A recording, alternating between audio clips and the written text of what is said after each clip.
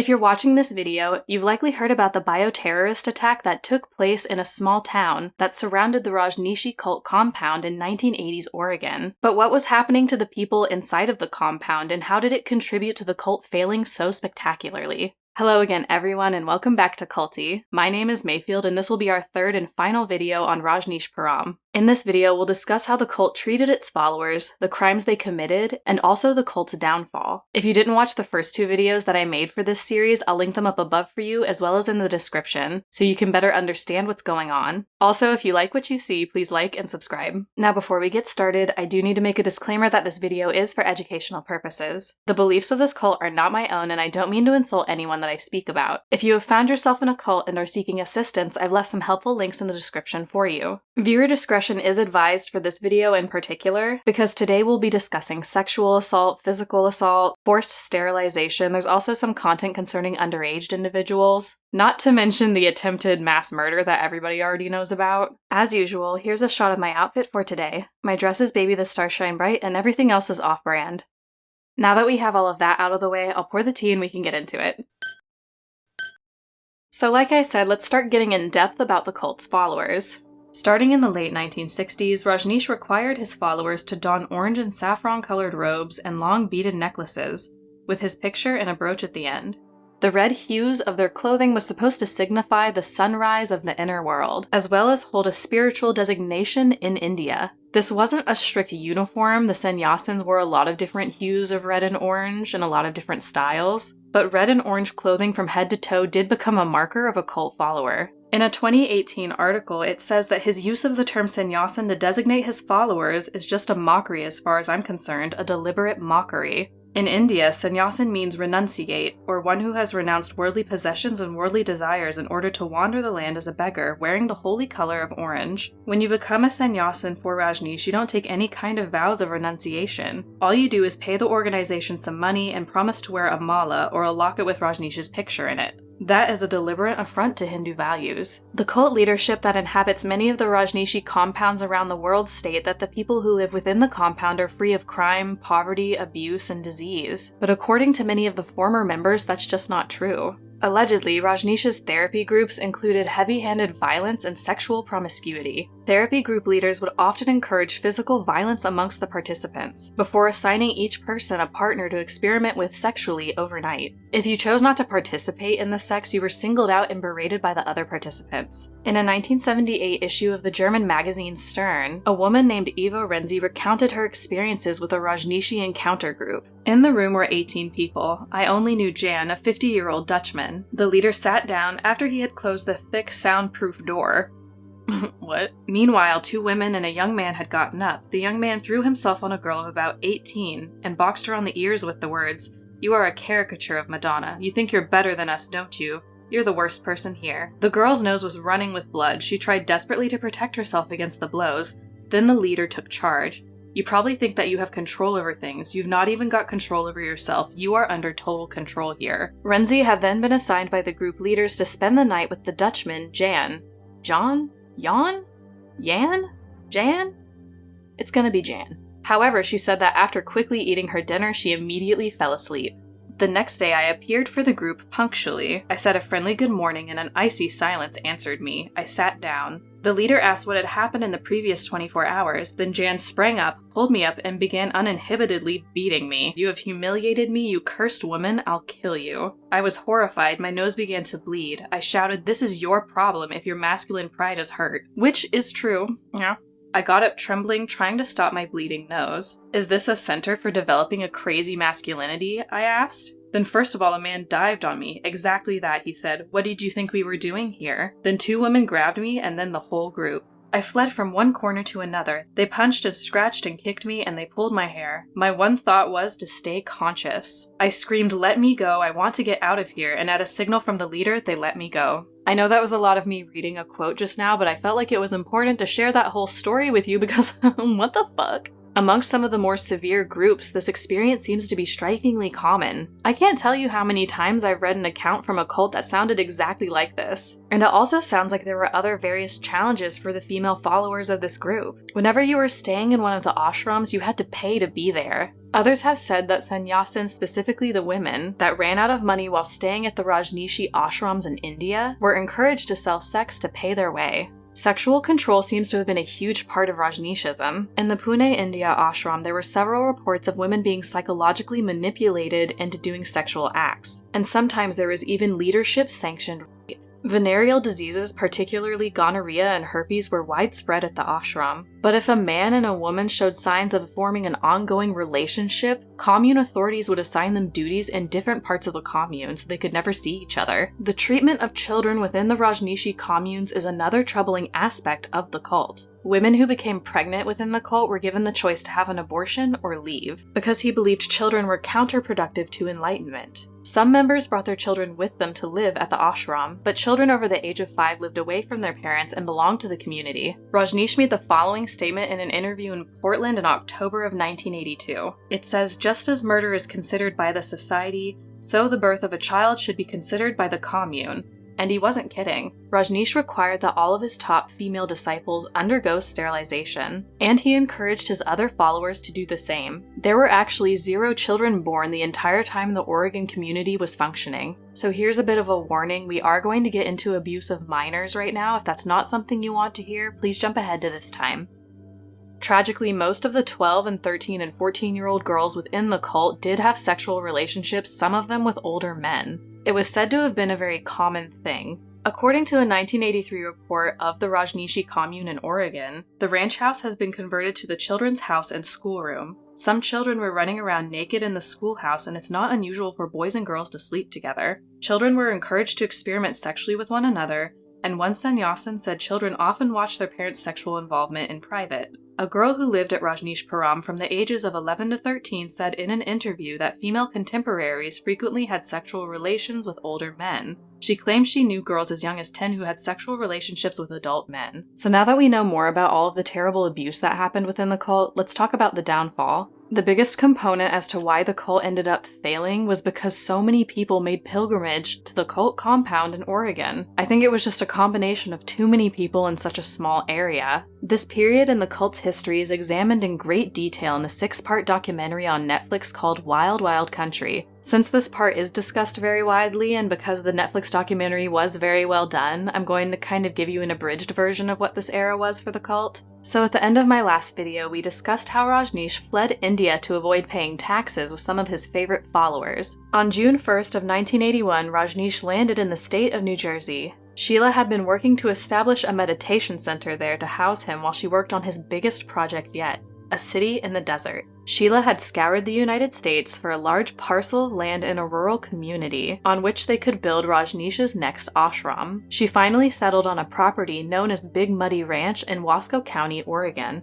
Nicknamed Ranch Rajneesh during the first few months, the property spanned 64,000 acres and cost the Rajneesh Foundation almost $6 million in 1981. The ranch was 175 miles from Portland, and within spitting distance of a tiny little town called Antelope. Almost immediately, the Rajneeshees and the 40 or so citizens of Antelope clashed, specifically over the use of the land and also how many people were coming through Antelope to get to the commune. Like India, Oregon actually also has very strict land use laws. The Rajneeshees had originally bought the land under the guise that it was supposed to be an ecological preserve and an agricultural project, but within a few months the large-scale development of this land began. In 1981, Rajneesh ended up taking a vow of silence. So Sheila essentially became his spokesperson, and that gave her a lot of power. It's been speculated that the reason Rajneesh took this vow of silence originally is that he was just sick of running the cult. He didn't want to make public appearances anymore, he was tired of the interviews, he didn't want to think of new wise things to say. He no longer cared about being a leader to the people that followed him. He just wanted to chill with all of his millions of dollars he had made. And so that's what he did. Sheila would have nightly meetings with Rajneesh and then speak speak on his behalf the next day. It's clear that Sheila had immense control over the commune's development, and as she was met with outside resistance, she became increasingly nasty and hostile in her defense. The thought of such sudden and substantial growth within the commune unsettled Antelope's predominantly Christian residents, who reported they could hear the sounds of animalistic sex floating across the terrain every night.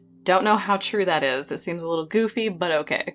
They began to petition outside legal organizations to help in quashing the Rajneeshpuram community. The first challenge to Rajneeshpuram came in the form of a land use watchdog organization called 1,000 Friends of Oregon. I was going to read you what their suit was, but it's a lot of legal jargon, so I'm just going to tell you. Basically, what the suit is saying is that if you establish an actual, urban development instead of a farm like they had promised, the vibe would be messed up. Because think about it, Antelope is a small town. They don't have a hospital to accommodate for thousands of people. They don't have schools for that many people. Although I guess they weren't having kids, but you get what I mean, right? The vibe would be off. And so that's why they tried to sue them, but it ended up not panning out. Their suit failed, and the people of Antelope scrambled to disincorporate their town so that they would not be absorbed by Rajneeshpuram, because the Rajneeshees moved several of their people into Antelope. And then these people were able to register to vote, and then they took over city council. Within months, the city of Antelope was renamed the city of Rajneesh. The Rajneeshees were seemingly unstoppable. By 1983, Rajneeshpuram would have a 2-story shopping center, a hotel, a massive counseling center and administrative building, a warehouse, a heavy equipment building, a service station, an airstrip, a dining hall, a meeting hall, hundreds of A-frame and modular housing, and perhaps the greatest of all, a garage to house the Bhagwan's fleet of 84 Rolls-Royces. The population of the commune had exploded to 2,000 or 3,000 people, and the commune was hosting yearly summer festivals that would draw in thousands of international followers. Sheila had also published her own religious text, stating that Rajneeshism was a formal religion, which was contrary to Rajneesh's former position on the subject. The staggering scale of growth, coupled with the loud dissent coming from the surrounding communities, was creating a lot of blowback for Rajneeshpuram. Sheila was increasingly taking to the press, loudly attacking anyone who might break up the commune. She armed the sannyasins with semi-automatic rifles and filmed them walking around the commune. They also had their own police force called the Peace Force that would patrol the commune as well as intimidate the citizens of Antelope. All of this got a little out of hand for the state's Attorney General, David Frohnmayer, who issued a formal opinion in October of 1983 that Rajneeshpuram's control over the police force and city council violated the constitutional provision of separation of church and state. In response, Sheila tried to secure her hold on Oregon further in 1984 by starting the Share a Home program. By sending Rajneeshee missionaries to every major city in America, they would round up thousands of homeless people, put them on buses, and send them back to the Oregon commune where they could live for free. Oregon had really lax voter registration laws, so if they did this, they could have all of these homeless people register as voters, and then they would have more pro-Rajneeshee voters in the area. They specifically wanted them for the upcoming Wasco County elections. Sheila wanted to stack county elected positions with allies to the cult. The Wasco County clerk acted quickly, however, and froze voter registration, stopping the Rajneeshees in their tracks. Behind the scenes of all of this, Sheila's relationship with Rajneesh was deteriorating.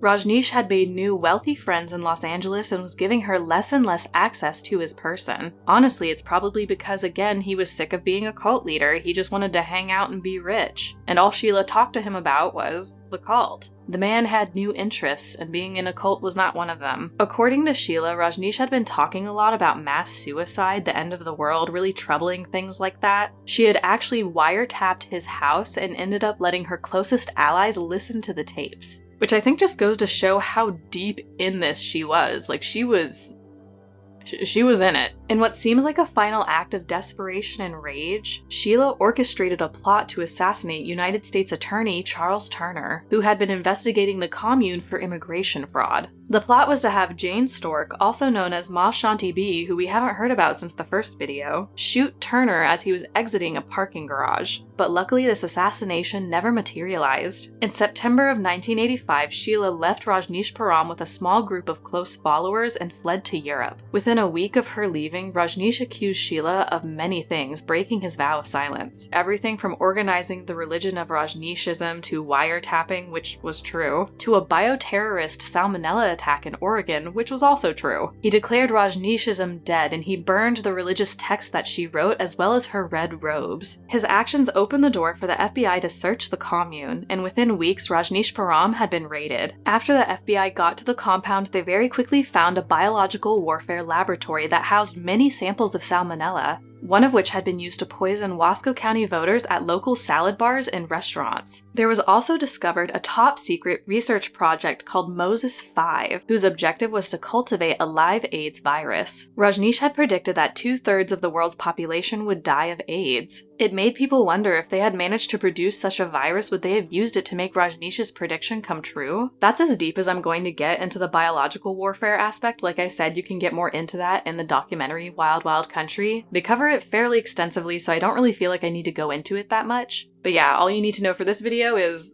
they were trying to kill, like, everybody. Like, people in Wasco County got severely sick. Beyond the actual biological warfare, Rajneesh attempts to escape the United States when he found out he would be tried for immigration fraud, but officials captured him before he was able to fly out of US airspace. He ultimately pleads guilty and was deported back to India. Rajneesh spends the remainder of his life in his original ashram in Pune, India. Adopting the name Osho, he died of heart failure at age 58 in 1990. Within a few months of Rajneesh's exit from Rajneeshpuram, the commune's population dwindled to nothing and the property was sold. In the late 1990s, it was gifted to the Christian organization Young Life, and now serves as a religious camp resort for teenagers. Sheila and several of her followers were arrested in Germany in 1986. They were extradited to the United States to face charges for conspiracy to commit murder, illegal wiretapping, and arson. Sheila was ultimately sentenced to 20 years in prison, of which she served 39 months before moving to Switzerland and remarrying. Today, Bhagwan Sri Rajneesh, now exclusively known as Osho, still has a devoted following around the world. You can still buy his books, and you can even visit the ashram in Pune. It's been renamed the Osho International Meditation Resort. Despite this cult seemingly ending in kind of like a neat, clean way, I guess, it's not over for the current and former members. Whether or not you're still a member of this cult, it all must be extremely difficult for them.